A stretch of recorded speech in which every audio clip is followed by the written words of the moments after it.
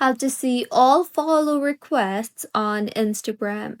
Hello everyone, I am Bishaka and welcome to our channel. Now let's get right into the tutorial. Firstly, go ahead and open the Instagram application on your device and make sure you are signed in. Now, in order to see all your follow requests, tap on the heart-like icon on top right of your screen beside the messages icon, which is the notification option. Now, in the interface that you will be led to, you will see the follow requests option. So tap on the follow request option and then tap on the see all option you see there if you want to view the list of everyone that has sent you friend request.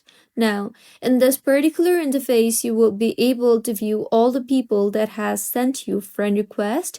You can manually confirm or delete the follow request if necessary, or you can also tap on the manage option on the top right of your screen and then tap on the select all option and then tap on the delete option if you want to delete all the friend requests, or you can then tap on the confirm option if you want to confirm all the follow requests.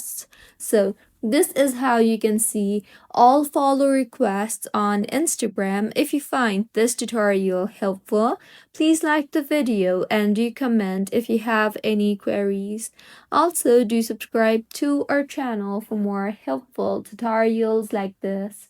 See you on the next one.